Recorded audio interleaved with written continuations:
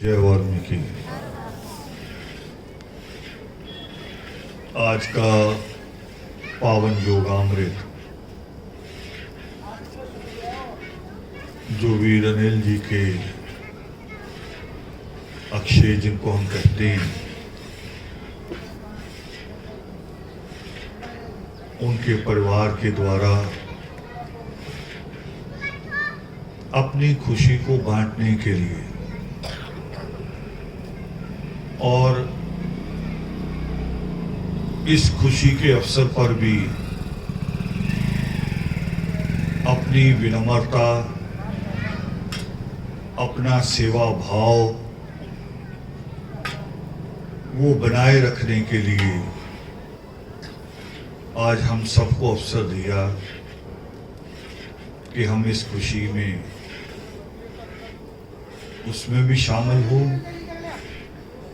और परमेश्वर के चरणों में बैठकर,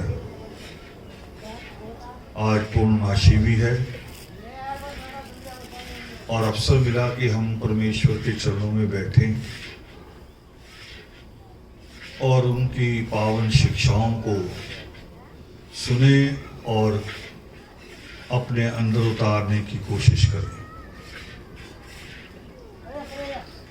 कौन सा अवसर है आज जो हमारे जन्म के साथ हमारे अपने स्वभाव में शामिल हो जाता है। घर बनाया है और स्वभाव की बात मैंने कही। कभी आप छोटे छोटे बच्चों को किसी खिलौने की दुकान पे ले जाओ और उन्हें कुछ मत कहो, अपने आप चुनने दो, तो बेटा क्या चुनेगा पता आपको? बेटा चुनेगा कोई गाड़ी, मोटर, जीप, ऐसा खिलौना, और कभी कभी पिस्तौल। और बेटी क्या चुनेगी? बेटी चुनती है गुड़िया या घर। जो अनिल अक्षय ने बनाया है वो अभी मकान है, घर नहीं है। ईंट दीवार का एक छत खड़ी कर दी दीवारों के ऊपर, उसको कहते हैं मकान। अंग्रेजी में भी उसका लफ्ज अलग अलग है। अंग्रेजी में सरकार उसको कहती है हाउस, हाउस नंबर लगता है। और फिर एक माँ, एक पत्नी, बेटी, ये सब मिलके उससे घर बनाते हैं जिसको इंग्लिश में कहते होम। और ये ईंट पत्थर से नहीं बनता घर। मकान बनता है, ईंट लगेगी, सीमेंट लगेगा, सरिया लगेगा, बहुत सारा पैसा लगेगा, उससे मकान बनता है, घर नहीं बनता। घर बनाने के लिए हमारे आपसी सहयोग की जरूरत होती है। एक दूसरे का हाथ पकड़ के, बेटे थोड़ा थोड़ा उठ के आगे आ जाओ, बिना बोले, जगह रास्ता खराब हो गया, आगे आ जाओ बेटे, आगे आओ, जल्दी आ जाओ, बात चलती रहेगी, जल्दी, और थोड़ा और आगे आ जाओ, मुक्ति इधर हो जाओ, आ जाओ, आ जाओ, पीछे वाले आ जाओ बेटे, रास्ता खराब हो रहा, जगह कम पड़ रही है।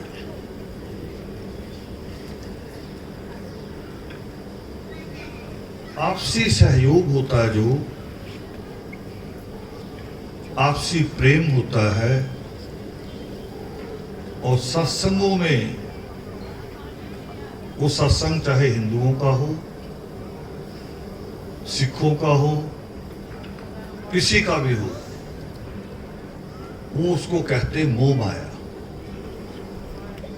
और बड़ा प्रचार करते हैं बाबे कि मोह माया त्याग दो। ईश्वर ने कोई चीज भी फालतू नहीं बनाई। पहले तो ये सवाल होना चाहिए। अगर कोई चीज गलत बनाई है, बनाई क्यों ईश्वर ने? ये कहानी सुनी होगी आप लोगों ने। ईसाई भी सुनाते हैं, मुसलमान भी सुनाते हैं। अरे ईश्वर ने दो इंसान बनाए, आदम और हवा। बच्चों को इंग्लिश में भी सिखाते हैं। और फिर करे उनको कहा कि मैंने तुम्हारे लिए बहुत अच्छा बगीचा बनाया है, जैसे हम बना रहे उपवन, उसी को बगीचा कहते हैं। करे तुम्हारे लिए बहुत अच्छा बगीचा बनाया है और ये सब तुम्हारे लिए है, इसकी छाया, इसके फल, ये सब कुछ तुम्हारे लिए है, मगर एक ऐसा फल है, इसको मत खा। बचपन में हमने भी याद की कहानी ये बच्चे भी पढ़ रहे होंगे। मगर बाद में लगा, जब समझ आई, जब तर्क आया कि ईश्वर को अगर पता था कि ये फल ठीक नहीं, तो ईश्वर ने बनाया क्यों? हमने अभी मकान बनाया, घर बसाने जा रहे हैं, कोई तार नंगी है, हमें पता है कि बच्चा इससे छेड़छाड़ कर सकता है, हम उसे नंगी रखे क्यों? मिस्त्री से कहेंगे कि इसको पीछे करो या लपेट दो, ढक दो।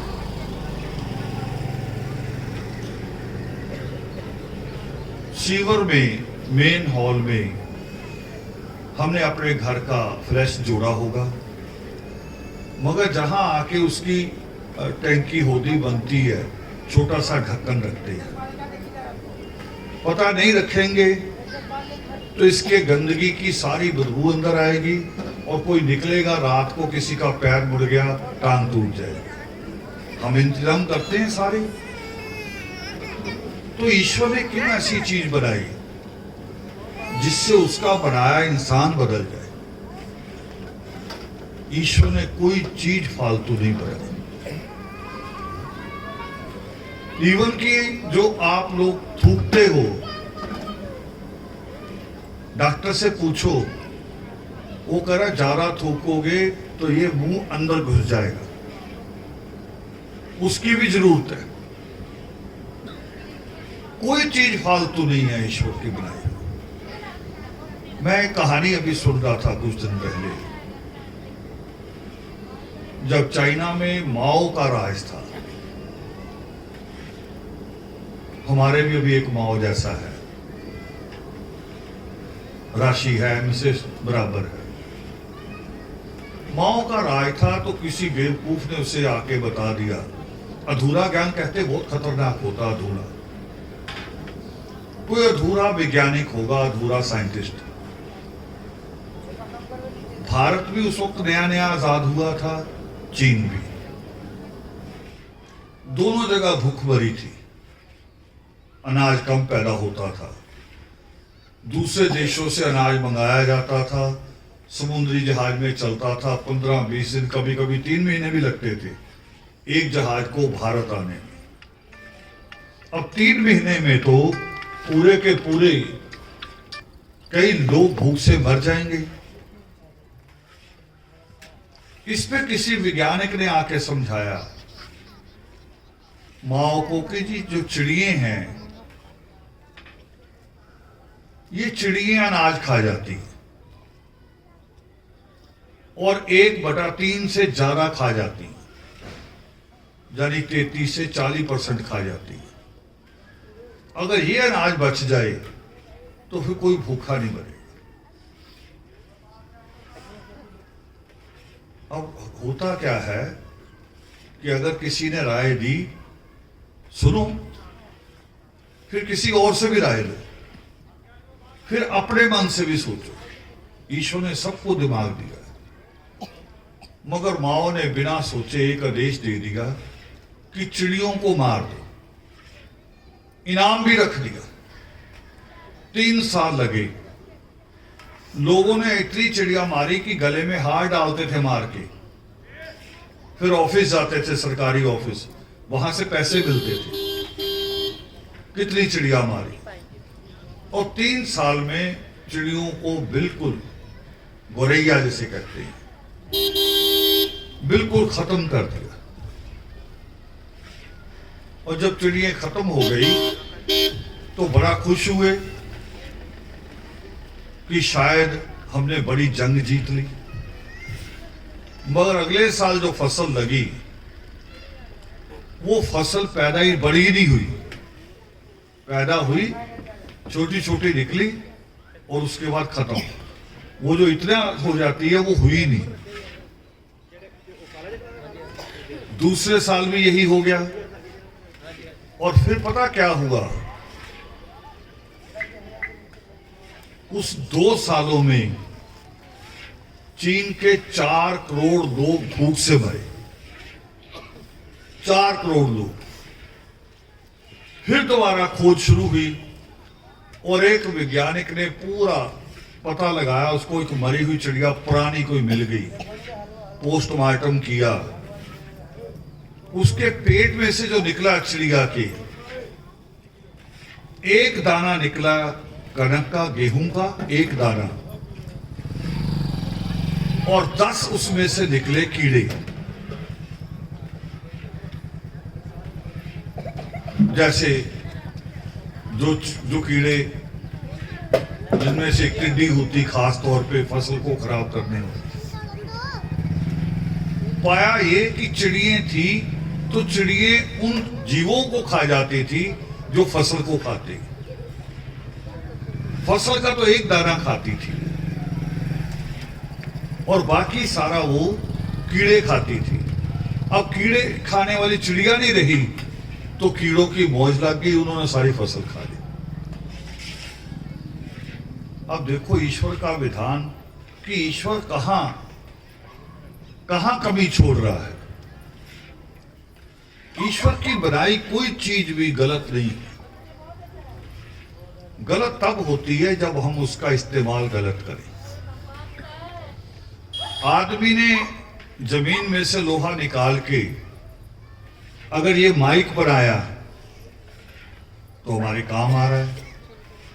इसी का सरिया बनाता, मकान बनाने के काम आता, और इसी की तलवार बनाएगा तो दुख देगी। उसी की बंदूक बना लेगा और मुश्किल पैदा होगी। तो उसमें ईश्वर का दोष आ रहा कहीं? दोष इस दिमाग का है कि ये दिमाग क्या सोचता है।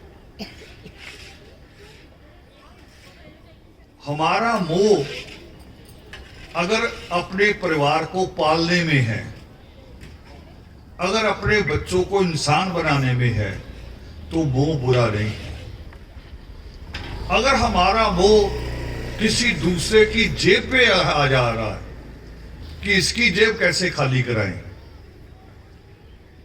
अगर हमारा मोह ये कहता है कि सिर्फ मैं और मेरा परिवार, बाकी मुझे किसी से का भला नहीं सोचना, वहां जाके मोह खराब है, वहां जाके खराब है। अब ये बात तो डॉक्टर भी समझाता है हमें। मैं अपनी मिसाल दे रहा हूं। मुझे थोड़ा एक बार लगा पेट में थोड़ी गड़बड़ लग रही है। मैंने आनंद जी से कहा सुबह हॉस्पिटल चले गए। डॉक्टर ने देखा, चेकअप किया। डॉक्टर कहा समझ में कुछ नहीं आ रहा, ऐसा कुछ है नहीं। और उसने देखो दो बार मैं गया हूं ऐसे ही मान लो, और दोनों बार में अलग अलग सुझाव आए।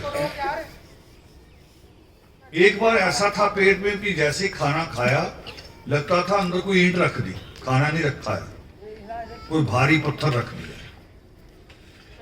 उस वक्त डॉक्टर ने कहा एक बार दूध छोड़ के देख लो, दूध की बनी चीजें भी छोड़ दो, दही खा सकते हैं।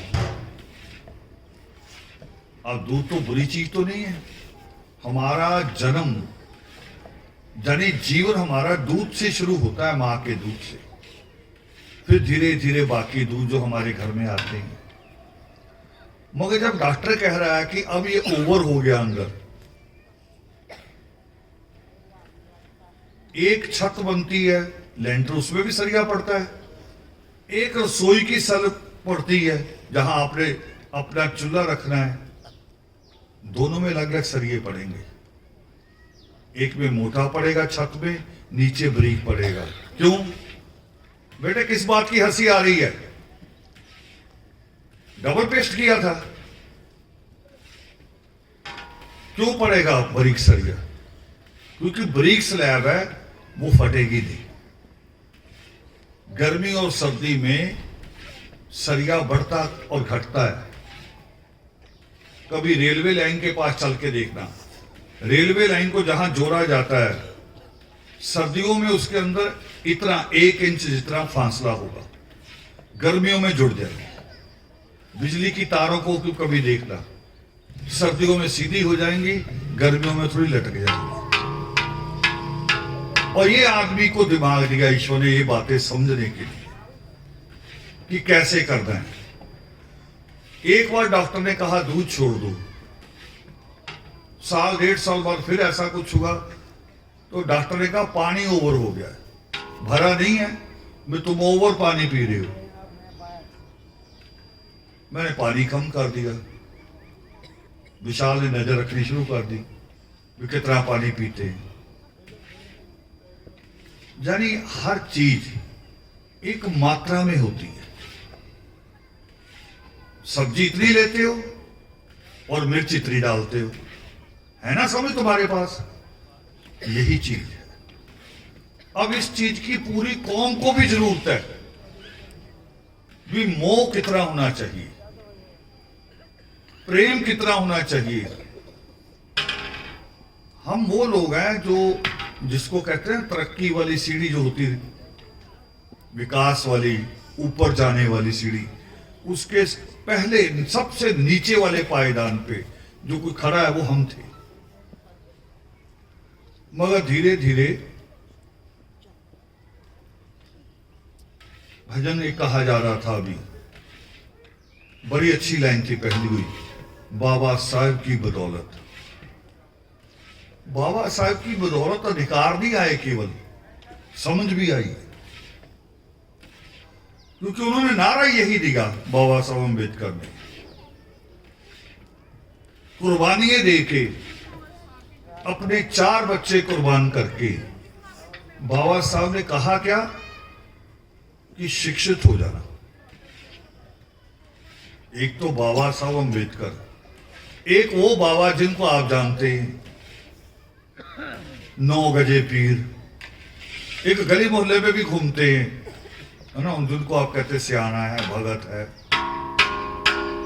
वो क्या मांगता है? वो मुर्गा मांगता है, बकरा मांगता है, बिना कुछ किए, और उसकी कोई देन नहीं है कौम को। वो उसकी देन तो अपने घर को भी नहीं होती, जिस घर में होता वो उन पे भी भार होता है। मगर मांगता क्या है? बकरे, मुर्गे, कढ़ाई, पैसे। और जिस शख्स ने अपने 4 बच्चे कुर्बान किए हमारे लिए, ये सारी कौम के लिए, उसने क्या मांगा? कह रहा शिक्षित हो जाना। अब सोचो अगर हमारा बच्चा शिक्षित हो जाए, प्रोफेसर बन जाए, डॉक्टर बन जाए, उसकी कमाई बाबा साहब अम्बेडकर को जाएगी, हमारे पास ही रहेगी या बच्चे के पास? और ऐसी उम्मीद कौन कर सकता है?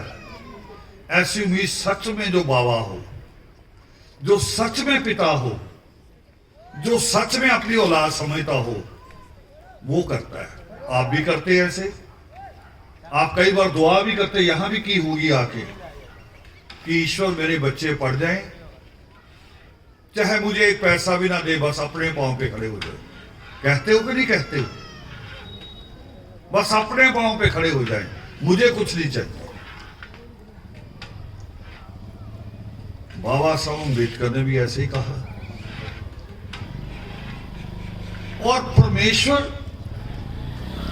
फिर वो क्यों मांगेगा जो देता है, जिसने हमारे जन्म से पहले सारे प्रबंध कर दिए। हमने सांस कहां लेनी है, मां के पेट से बाहर आके सांस कहां लेनी है, पहले ही हवा में ऑक्सीजन है।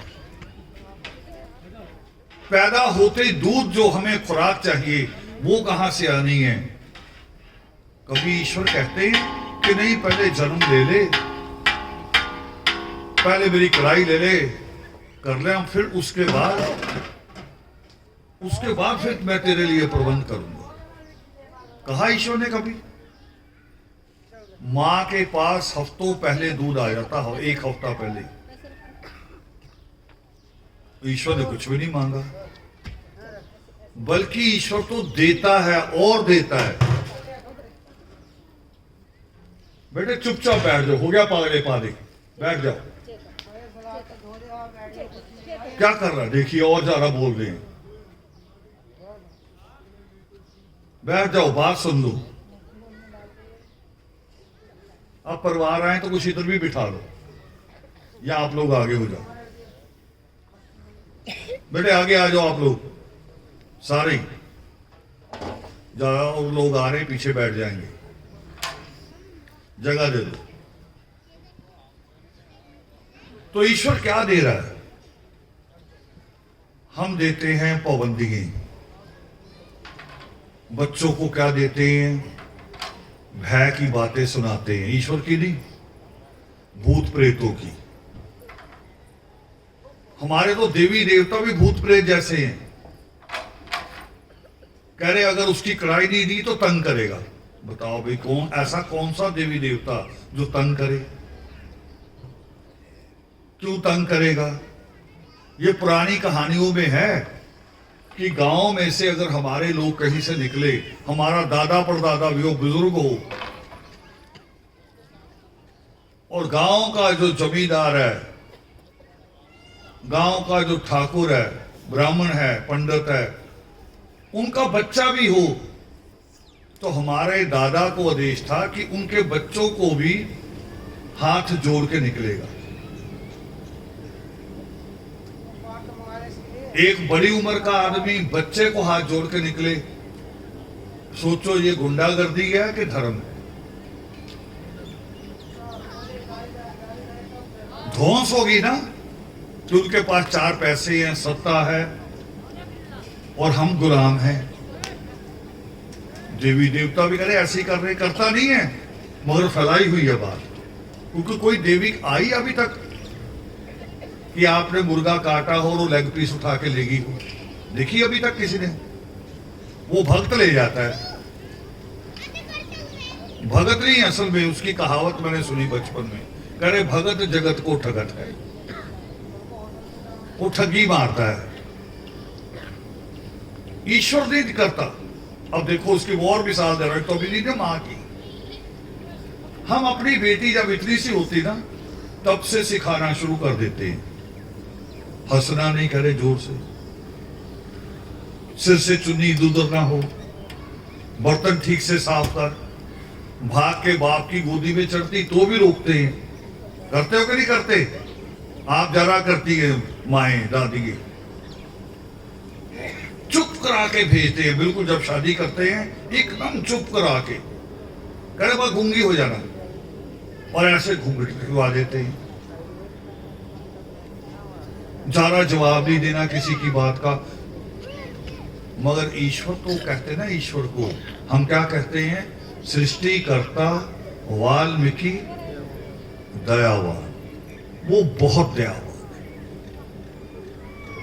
जैसे वो बेटी, हम तो उसको बिल्कुल बेड़ियों में जकड़ के भेजते हैं। बेड़ियां कौन सी? रिवाजों की, इज्जत की, परंपराओं की। ये पायल पायल नहीं है, ये गहना नहीं है। असल में पायल जो थी गुलामी थी, औरत की जंजीर थी। क्या थी जंजीर? ये कि बाकी लोग तो काम पे जाएंगे, जवान, घर में बूढ़ा एक बैठा है, दादा दादी कोई भी वो बाहर दूर, वो पायल से ध्यान रखते थे कि बहू यही है, कहीं बाहर नहीं गई। अगर पायल ऐसे आवाज जा रही है बाहर कहीं, यानी बाहर घर की दहलीज पार करने का अधिकार नहीं था। ये गुलामी की चीजें और अब जेवर बन गई, पूरा बांध के भेजते हैं। मगर ईश्वर क्या करता है, जैसे वो बेटी 2-3 साल बाद मां बनती है, उसका हंसना, खेलना, दौड़ना सब वापस आ जाता है। फिर वो अपने बच्चे के साथ खेले, हंसे, उसके पीछे दौड़े, फिर कोई नहीं कहते हम कि ये इज्जत खराब हो रही है। और देता कौन है वापस? वो परमेश्वर। मगर उस परमेश्वर के कुछ हुक्म भी है, शिक्षाएं भी हैं। हम कहते हैं बार बार, नाम लेते ना रामायण का, कहां से शुरू होती है? एक क्रौंच पक्षी की हत्या से। एक क्रौंच पक्षी की हत्या से शुरू होती है। तो ईश्वर के हुक्म भी है कुछ हमारे लिए, जिनको हमें निभाना होता है। और क्रौंच पक्षी की हत्या पे परमेश्वर कहते क्या है? वो कह रहे जब वो पक्षी प्रेम में मगन थे, तब उनका प्रेम भंग क्यों किया? अब ये बड़ी शिक्षा है। आज हम प्रेम भंग कर रहे हैं। अब मां क्या कर रही है? आज की मां जिसकी बेटी बड़ी हो रही है, ये जो भी पहली वाली बेटी मैंने कही है 10 साल 20 साल पहले वाली थी, अब बदल गई है, मां भी बदल गई। अब मां बेटी को ये नहीं सिखाती कि तूने चुप रहना है, अब ये नहीं सिखा रही। अब वो कह रही अपनी चीजों पे ध्यान रखना है, सास और ननद को ये चीजें उठाने नहीं देनी।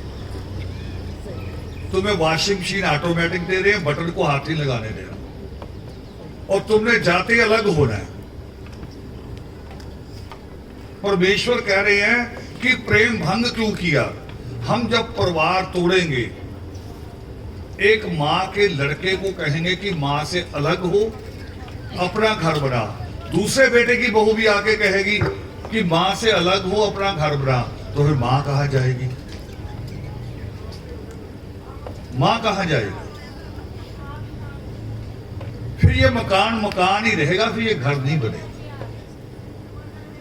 घर तो उसकी परंपराओं में चल के बनेगा। अब देखो, इस तरह से सोचा कभी हमने इस श्लोक को कि ये श्लोक ये बात भी कहता है। खाली अर्थ नहीं होता उसका, भाव अर्थ भी होता है। दो चीजें होती है, एक अर्थ होता है, एक भाव अर्थ होता है। और फिर परमेश्वर के मुख से निकली हुई बात, उसका तो एक अर्थ हो ही नहीं सकता। उसके तो कई हजारों अर्थ होते हैं जिनकी हमें जरूरत पड़ती है। और मैंने शुरुआत की कि पति, वो मकान का निर्माण पति करता है, दीवारें खड़ी करता है, छत डलवाता है, गेट लगवाता है, और चाबियां फिर किसको देता है? पत्नी के हाथ में। असल में चाबी पत्नी के पास है मकान को घर बनाने की। बड़ी जिम्मेवारी ईश्वर ने आपको दी है।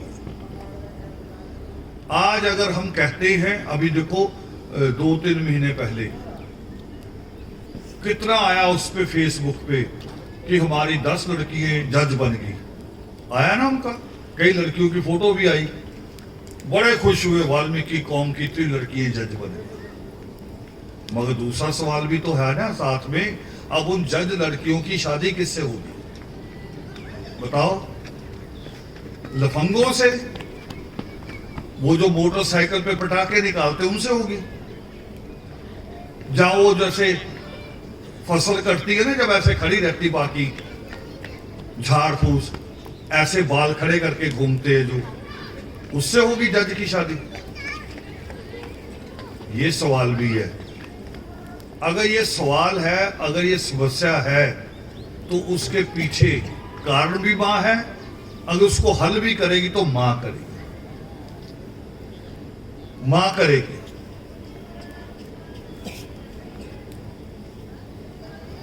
क्योंकि मां ने ही बच्चों को लाइन देनी भी क्या बनना है, मां ने समझाना है। और मां कहां से समझती है? मां समझती यहां से योगामृत से। ये स्कूल की किताबें नहीं बताती। स्कूल की किताबें तो बताती हैं कि 2 और 2 4, बस वो गिनती बताती है, उसमें भावनाएं कहीं नहीं है। जैसे गाना मैं सुनता हूं कई बार, फिर अपने साथियों को बताता हूं, हंसता भी हूं। मैं उनको कहता हूं गाना सुनो और इस गाने का आज का अर्थ निकालो। वो गाना है कि अगर तुम्हें मुझसे मोहब्बत है तो मुझे सब अपने गम दे दो। ये गाना है आज से 30 साल पहले का शायद। मैं सुनाता हूं गाड़ी में कई बार, फिर मैं कहता हूं आज वाली पत्नी क्या कहती है, उस खास तौर पे सीरियल वाली, जहां से हम सीख रहे हैं। सीरियल वाली क्या कहती है? वो करिए अगर मुझसे मोहब्बत है अपने सारे एटीएम दे दो, सारे पासवर्ड, यही तो कहती है ना वो। टीवी ये सिखा रहा है, मगर धर्म ये नहीं सिखाएगा। धर्म सिखाएगा जिससे जुड़ के रहे। अगर परिवार जुड़ के रहेंगे तो समाज जुड़ के रहेगा। बड़ा लोग लिखते फेसबुक पे कौम में एकता नहीं, कौम में एकता नहीं। फिर तुम अपने परिवार में तो देखो, भाई भाई तो इकट्ठे नहीं रह रहे, कौम एक कैसे हो जाएगी? भाई भाई इकट्ठा रहना सीख लेंगे, कौम भी एक होगी, देश भी एक होगा। अगर फूट डालेंगे तो फिर देश भी एक नहीं रहेगा, कौम भी एक नहीं रहेगा। ये बुनियाद है। मकान बनना, कभी बूढ़ी मां से पूछो जिस बेटे के ने मकान बनाया, उसके खुशी से आंसू बंद नहीं होते। जब पता बनाए ना, बेटा कहे कि मैंने बड़ा अच्छा मकान बनाया, माँ को ला के खड़ी कर दे, दिखाए मैंने ये बनाया।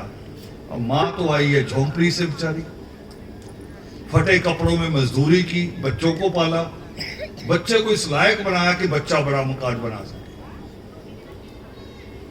और कहानी सुनी होगी आप लोगों ने भी, है कहानी।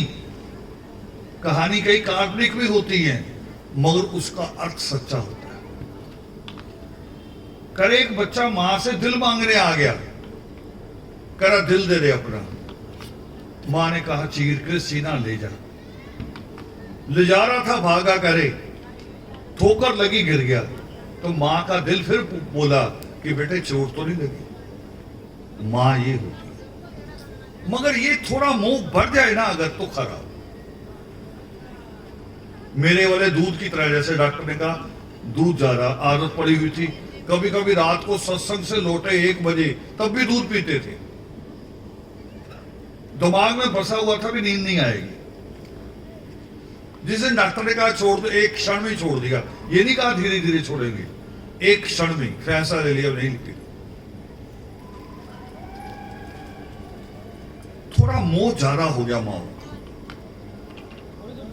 लड़कियों में भी लड़कों में भी। अभी 3 दिन पहले वाल्मीकि रोड पे मैं बैठा था, एक मोटरसाइकिल आके रुका, बाप चला रहा था, 2 बेटियां उतरी। मैं खड़ा था, पौधे लगवा रहा था, और मैंने उनको ऐसे ही कह दिया, मिले मुझसे, मैंने कहा चलो पहले वहां मत्था टेको, अंदर जाओ। किसी को वाय दी, मैंने कहा बच्चे आए, चाय वाय पिला दो, सर्दी। थोड़ी देर बाद मुझे ख्याल आया, मैं पौधे लगवाते लगवाते, मैंने कहा बच्चे आए अंदर ही बैठे हैं, शायद मिलना ना हो, मैं बाहर ही घूम रहा हूं। मैं भी मिलने चला गया। उन बच्चों से बात की, वाल्मीकि समाज के नहीं थे, मगर बच्चा जो आ गया बच्चा ही है। वो मेरे अचानक उनके कपड़ों पे ध्यान गया, ऊपर तो शॉल लपेटी हुई, नीचे ध्यान गया, ऐसा सूट पहना हुआ लड़की ने जो गर्मी में नहीं पहना जा सकता। इतनी तेज सर्दी में ऐसा सूट जिसके अंदर से शरीर दिखाई दे रहा हो, वो पहना कैसे? फिर उनकी पढ़ाई की बात की, घर आ गया, विषय चलता रहा। गाड़ी में 2 फोन भी मुझे आए, मैंने उनसे भी उन्हीं लड़कियों की बात की।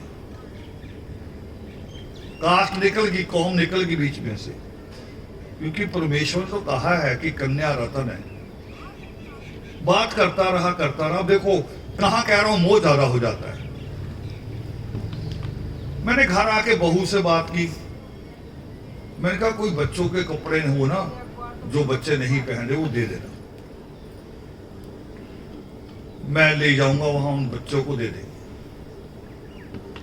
मगर बैठे बैठे ख्याल आया अपने आप, मैं काम कर रहा था लैपटॉप पे और बीच में एक फोन भी आ गया एक प्रोफेसर का। मैंने उससे भी बात की और करते करते आपस में मैंने उनसे डिस्कस की प्रोफेसर से। मैंने कहा कहीं गलत तो नहीं हो जाएगा। अब देखो वो गलत कहां हो रहा। मैंने कहा वो गांव के बच्चे बिल्कुल सादे, और पता बाप किस लिए निकला उनको लेके, लड़की जवान लड़कियों को, +2 की हुई लड़की को लोरी मांगने निकले थे। कह रहा जी मैंने मोटरसाइकिल इधर उधर लगा लेता हूं, फिर लड़कियां मांग लेती हैं। अब दिल तो पसीजेगा, मगर दूसरा ख्याल भी आया कि हमारे बच्चों के कपड़े तो हैं जीन्स शर्ट, अगर ये कपड़े उन बच्चों को दे दिए कहीं वो बच्चे ओवर तो नहीं हो जाएंगे। नई चीज हजम नहीं ना होती जल्दी। अभी तो वो बाप के कहने पे है, चाहे मांग नहीं गई। मैंने उनको 100 रुपया पकड़ाया तो उन्होंने उस वक्त बाप को पकड़ा दिया। अभी तो बाप के कहने में है, और मैं ऐसे कपड़े दे दूं जो उनको ओवर बना दे। ये छोटी छोटी बात भी सोची जाती है। हम अपने बच्चों का ओवर बना रहे हैं, लड़कों को ज्यादा, लड़कियों को थोड़ा कम, मगर कर लड़कियों को भी रहे। लड़कियों को भी बराबर शिक्षा वो जारी रखो। कहा जाता है इंसान के लिए कि इंसान जो है ये बार बार भूलता है। यहां तक कि राजनीति में भी आता है, वो करे 4 साल लोगों का खून निचोड़ दो, 400 का सिलेंडर 1200 का कर दो, 4 साल लूट लो, आखिरी साल में थोड़ा सा छिड़काव कर दो। ये तो भूल ही जाते हैं सारी बातें। ये राजनीतिक दल भी कहते हैं, और आदमी भूलता है हर बात। तो बच्चों को याद कराना जरूरी है, मर्यादा भी और उनका अपना जीवन भी। मैंने उन बेटियों से भी कहा, बड़ी बेटी कह लीजिए मैंने 10वीं 2 बार पेपर दिए, पास नहीं हुई, नीचे मुंह कर रहा, हंस रही। दूसरी कह रही मैंने +2 कर लिया। मैंने कहा तू इसे पढ़ा रहे, कह रही ये बड़ी है। तो मैं कहा बड़ी क्या हुआ, क्लास तो तुम्हारी बड़ी होगी ना, तू इसे पढ़ा। फिर मैंने उनको कहा, मैंने कहा बेटे, बाप उनका बोल पड़ा। कह रहा जी मैं भी कहता हूं, और अभी एक गुरुद्वारे से भी होके आ रहे हैं, वहां भी बाबा इनको कह रहा पोथी पढ़ा करो। मैं कहा मैं पोथी नहीं कह रहा हूं, मैं स्कूल की किताब कह रहा हूं, मैं पोथी नहीं कह रहा हूं। गुरुद्वारे के बाहर बैठा जो आदमी रोज गुरुद्वारे का लंगर खा रहा है, वो 40 साल भी खा ले तब भी भिखारी रहेगा। उसको बदलेगी तो शिक्षा बदलेगी, किताबें। मैं वो नहीं कह रहा हूं। फिर उसका बाप दूसरी बात पे आ गया, कह रहा नहीं कुछ नहीं करती, घर पड़ी रहती है, 4 बेटी हैं, एक की शादी की है। फिर मैंने उनसे कहा, मैंने कहा बेटे अभी तो कर रहे हो मौज, जो अगले 40 साल होंगे वो सजा ही सजा के होंगे। अभी बाप के घर मजा, फिर ससुराल में सजा। पढ़ लिख के जाओगे तो कोई सजा नहीं, फिर जीवन अच्छा होगा। तो हमारा जो बच्चों को पालने का तरीका हम टीवी से सीख रहे हैं, टीवी से ना सीखो। टीवी तो आपको लूटने के लिए, और जानते टीवी वाले तो और भी कारोबार करते हैं। वो तो कभी एक साबुन की मशहूरी करते हैं, 5 मिनट बाद किसी दूसरे के भी कर देते हैं।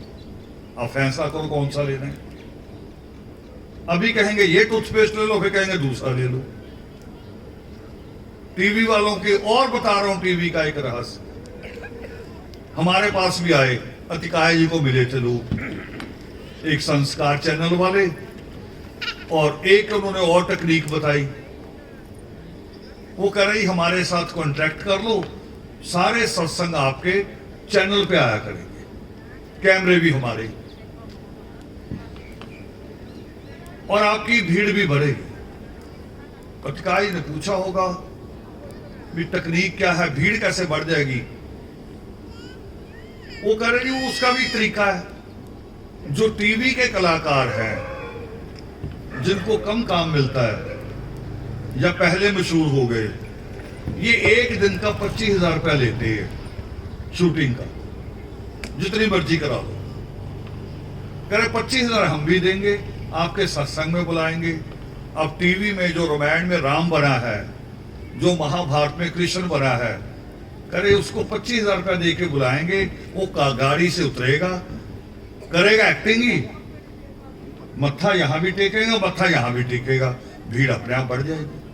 वो कहेंगे भी बाबा तो बहुत बड़ा है, इसके जहां तो टीवी वाले मत्था टेकने आते हैं। देखो कितना कितना बड़ा बिजनेस है। पर उससे आपको कोई सीख मिलेगी? सीख नहीं मिलेगी। सिर्फ इतना होगा कि बड़े लोग आते हैं। हमने आज तक ऐसी टेक्निक नहीं की। संपर्क हमारे भी रहे। बॉम्बे जब हम शुरुआत गए, वो जो होते हैं डुप्लीकेट कलाकार, वो डुप्लीकेट कलाकार बुला के सत्संग करते थे, और हमें कह रहा देखना अभी ये चौराहा भर जाएगा। मैं कैसे बेवकूफ हूं, चौराहा थोड़ी भरना, दिमाग भरना है, चौराहा नहीं भरना है। बड़ी मुश्किल छुड़वाया उनसे भी ये टेक्निक नहीं करनी है, अच्छा काम करना है, अच्छी सोच पैदा करनी है।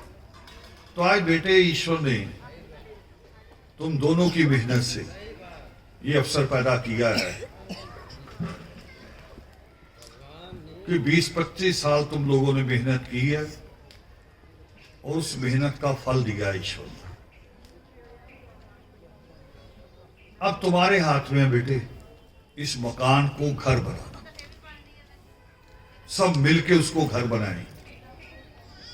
एक दूसरे का होता ना, जैसे एक आदमी रात को बीमार हो गया, पूरा परिवार जागता है, उसको उससे घर बनता है। असल दीवारों से नहीं, दीवारों से नहीं बनता। मुझे एक कहानी याद है, सच्ची कहानी है ये, दशरथ मांझी, फिल्म भी बनी है उसके ऊपर।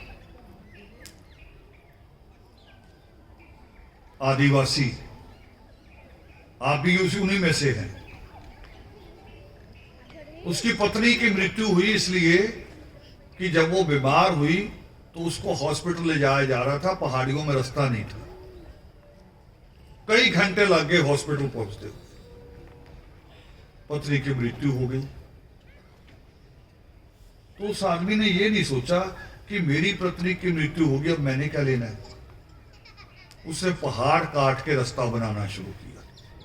पहाड़ को काटना, जिसको मशीनों से काटते हैं, बरूद से काटा जाता है पहाड़, मगर उसे केवल जो हथियार आदमी लेके चल सकता है, हथौड़ा, चेनी, संबल, उससे पहाड़ काट के रास्ता बना दिया।